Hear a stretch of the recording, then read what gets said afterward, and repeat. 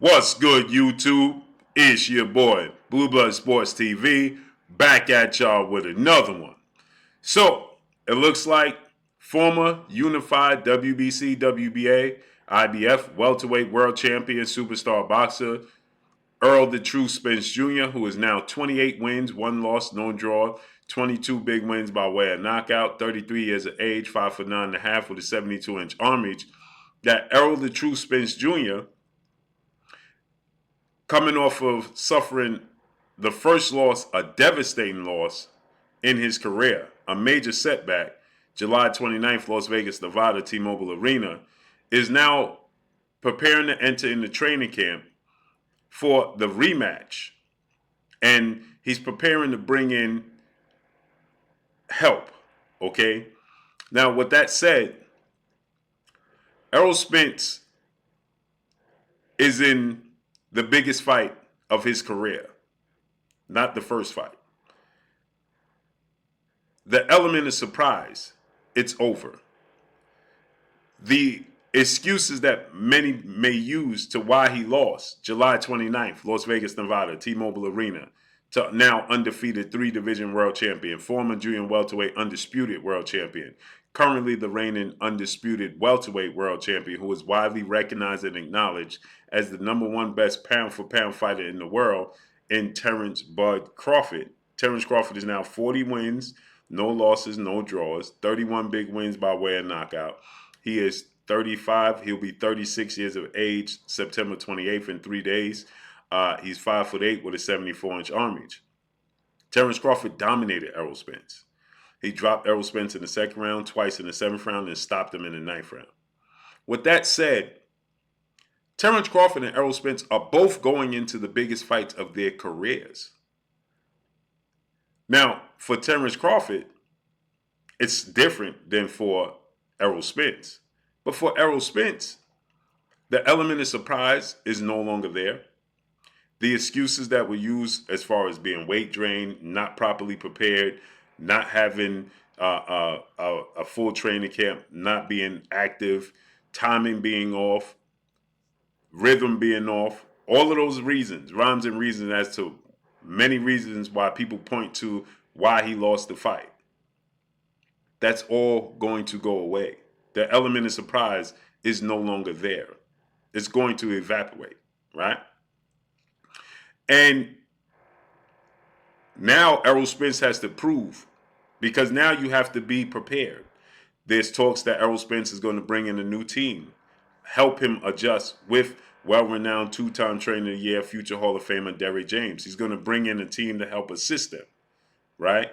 He's going to have the proper training partners, sparring partners, right? He knows what to expect now. He's not going to underestimate Terence Crawford, right? It looks like they're going to have a possible showdown at 154, 7 pounds north of 147.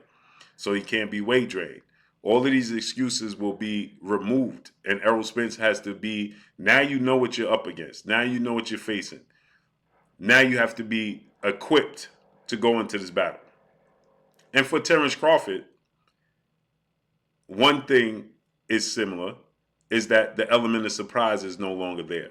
The element of surprise for Terence Crawford is not there, because now Errol Spence knows what to expect.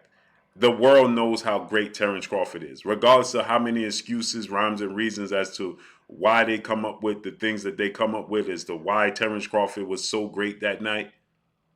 They saw his greatness. You can't unsee the truth, period. And so now the element of surprise for Terence Crawford is no longer. And now Terence Crawford is up against performing to his last performance. He's going to be held to the standards of his last performance here moving on forward for the rest of his career. As long as he's a professional boxer here moving on, from this point moving forward, Terence Crawford is always going to be compared to his last performance with Errol Spence, and that includes the rematch. And Errol Spence is not going to be surprised by the power of Terence Crawford, the speed of Terence Crawford, the athletic ability, and the strength of Terence Crawford. He's going to know what to expect.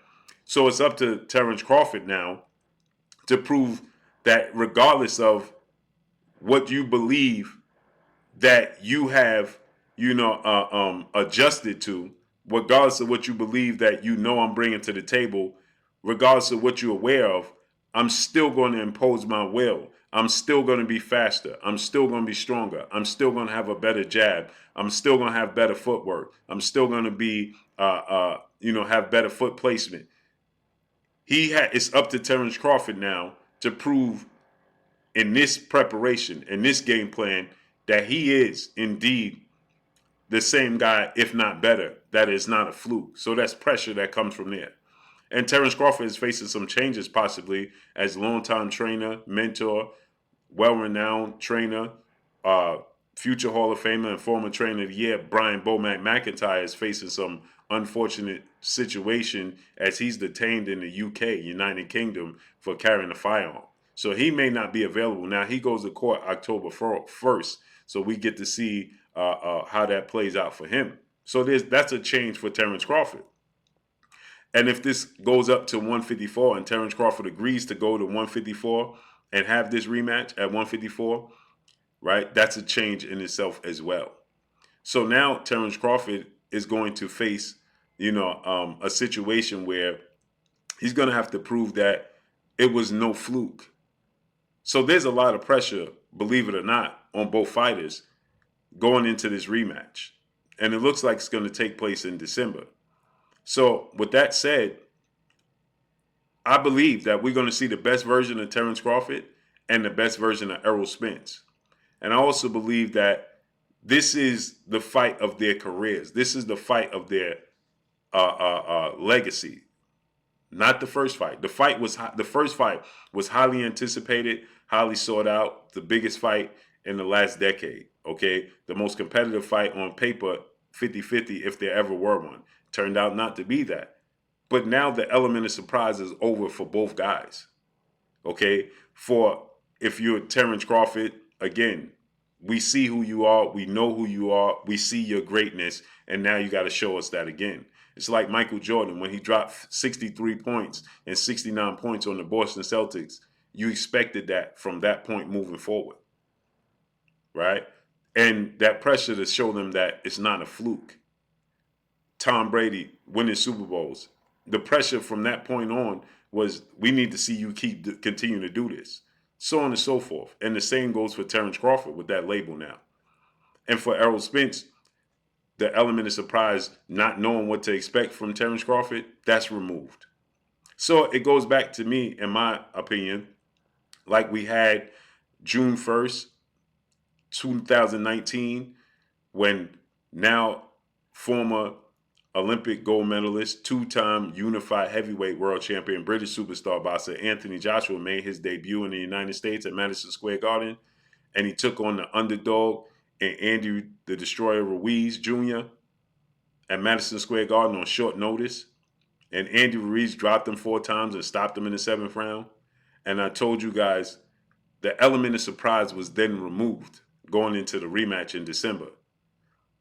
Andy Ruiz, we understood who he was from that point forward. We understood his potential. We understood his skill set. From that point forward, we understood that Andy Ruiz is a major player. And he created history, became the first Mexican-born heavyweight world champion, and he was the unified champion, and he shocked the world in doing so. And he was the underdog. So the most important fight of Andy Ruiz's career was the rematch to prove that he belonged there, and he failed the test. He came in extremely out of weight, out of shape. He wasn't active, and that was the biggest test for Anthony Joshua. That changed Anthony Joshua, the trajectory of Anthony Joshua's career forever, that first fight with Andy Ruiz. It changed both of their careers. And now the same goes for Terence Crawford and Errol Spence. This fight, July 29th, changed both their careers. Now we see what trajectory that both guys go on now moving forward. What direction does it send both guys? What is it going to come of now moving forward? But it changed their career forever, as we knew it would. But is it going to be for the better if you're Errol Spence and then Terence Crawford, or is it going to be for the worse? Is it going to prove that Terence Crawford, it was a fluke and Errol Spence was weight drained and all excuses was valid? Or is it going to show that Terence Crawford is just levels above Errol Spence as we saw that night? Or was it just that he was better than him on that night? Or is it that he has his number? We shall see in December, right? So let's see how this unfolds and plays out. So it looks like Errol Spence is back training. Officially, his suspension is lifted. Oddly enough, September 28th, Terence Crawford's birthday, his suspension is lifted. So let's see how this unfolds and plays out. But that's all I got for y'all. Make sure you hit the like button. Drop a comment in the comment section. Let me know what y'all think. Y'all already know what it is. It's your boy Blue, Blue Blood Sports TV. Hate, like, comment, and subscribe. You haven't subscribed, hit the subscribe button, hit the like button, hit the bell icon to get all the new notifications. Follow me on Instagram at Blue Blood Sports TV, all one word. So all I got for y'all, I'm gone. Peace.